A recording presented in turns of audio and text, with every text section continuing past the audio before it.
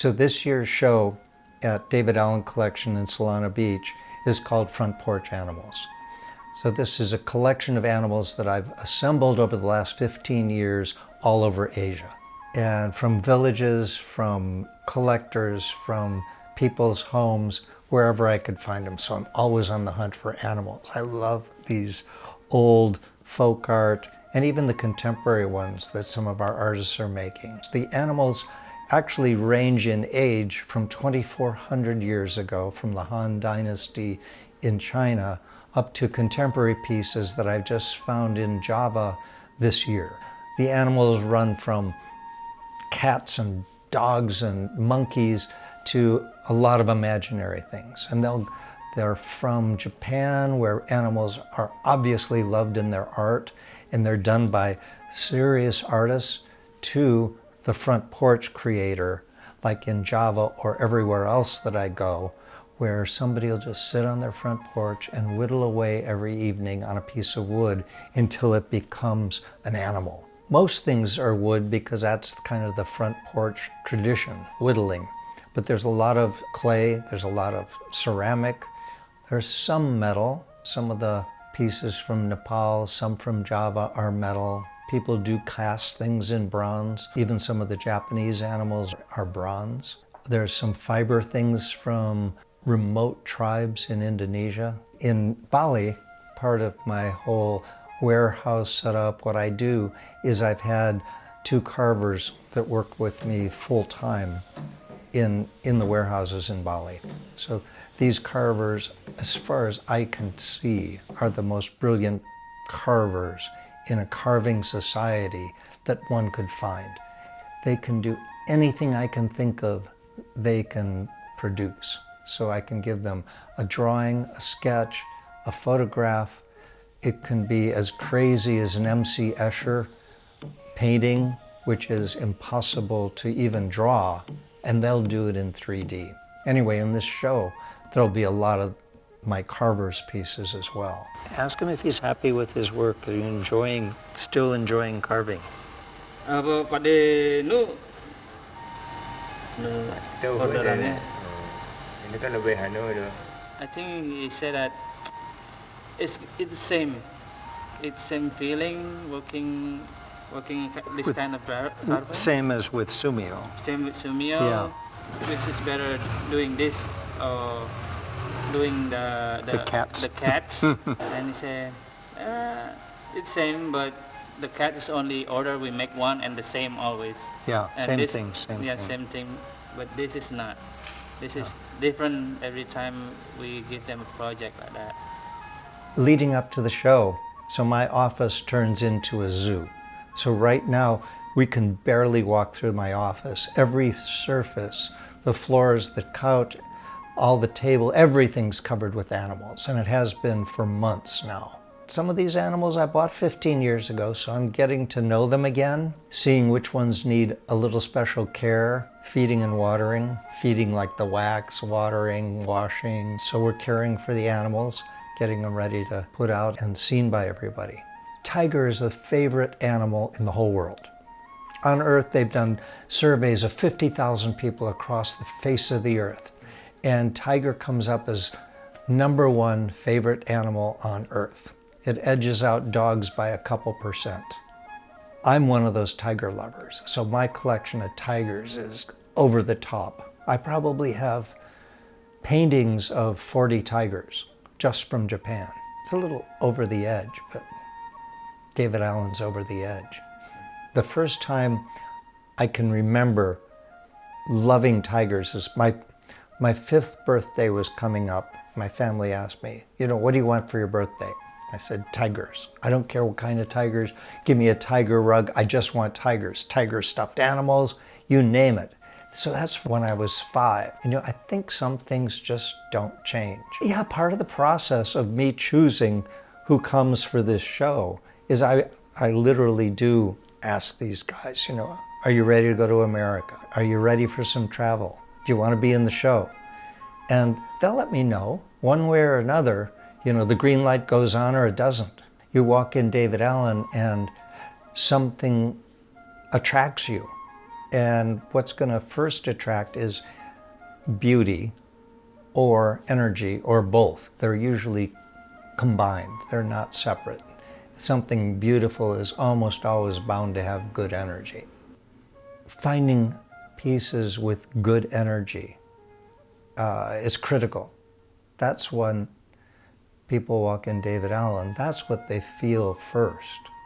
Yes, it's an overwhelming collection of beautiful stuff, but beautiful stuff without good energy is dead.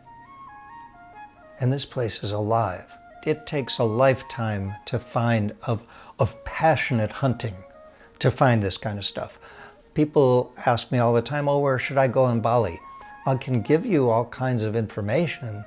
You don't find this stuff. Sometimes these collectors I go to, they don't show me their private collection for 10 years. And then it can take even longer than that for people to sell me stuff from their private collection that they've had for 30, 40 years, that they've been waiting for somebody who really, really appreciates it. It's fun to see. It's not just collecting things, it's collecting the background cultures that make these people produce these animals. Like the folk art from Java, there's a culture that allows for that actually expects it. The title for the show actually came from Front Porch Animals, is from seeing people literally on their front porches in Java carving animals. It's part of that culture. Another interesting thing about folk art, it's not made to be art. It's made as an expression of the human being that's carving. And very often it's not conscious. It just, these things take their form from some inner guidance that isn't even recognized by the guy who's carving. The art comes from relationship, which is the core of why this is fun, why it's interesting, because it's not just things. It's the people who love them, who handle them, who made them. That's where the real juice is behind the thing. So it's getting to know the cultures, the individual people. I'm amazed that each time I go, there's another little layer deeper of all these relationships. And that's just the joy of it, is peeling the onion of relationship. The warehouse in Bali is my collecting point for all of Indonesia. So as I travel to the outer islands of Indonesia or go to people's homes in Java, whatever, I'm sending it all back to the warehouse in Bali. Sometimes there's not room here in America in the showrooms for what I find there. So many animal paintings. I'll be able to show 1 out of 20. But I have a couple Java painters who that's all they paint, is animals.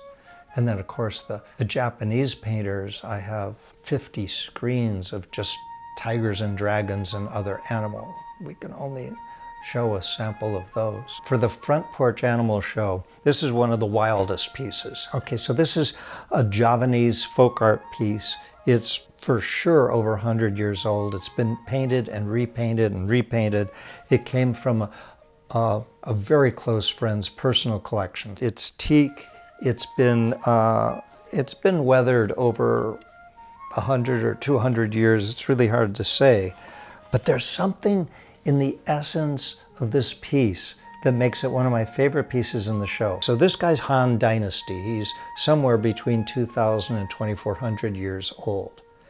We have actually several pieces of the show that are of that age and come from old tombs. This guy I love so much, I just got him a month ago. So I hand carried him from Bali to China, to Thailand, to Laos, and then back here because he had to be in the show. He's too important to me, showing a culture that not much exists from 250 or 300 years ago.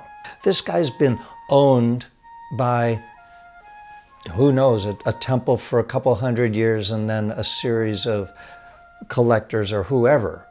And they're all, everything here is just waiting for the right person. I debated over this a lot, but being a lover of animals, I make animals myself. So mostly in clay, and they're mostly fantasy animals. So many of them I've taken to Java and had cast in bronze. So I thought, why not? Why not put some of my own animals in the show? So there will be a little section of David Allen animals. Even though it's way outside the parameters of David Allen, about a year and a half ago, I thought, I want to have some fun. I want to do t-shirts. I want to do t-shirts that are fun and wild that nobody else has seen. So my Java artists are the ones that have really inspired me to take animals from their paintings and put them onto t-shirts. So Rick and I spent a few months designing a whole line of t-shirts, and this is one of my favorites, Blue Dog, and the whole line is called Bad Dog. So each of the shirts has a logo that says Bad Dog. The line expands all the time, but they're all Bad Dog t-shirts. So that's the name of the line. And it's expanding like mad, because I get inspired by everything that I see. One of the most fun things about my life and my work is here at David Allen, everybody that works here shares that same passion. They love these pieces, they get it, they're constantly learning and studying and sharing the stories with each other as they hear them from me or from Justin. The same passion permeates the whole business. And so that's really fun for me when I'm here. And then when I'm out hunting and collecting, then that has a different appeal, a different life for me. When you go through this show, to take the time to pick a few pieces that you're attracted to and feel the energy, feel the artist, feel what he was doing and what he's up to and what has happened to that piece over the ages that it's been in existence.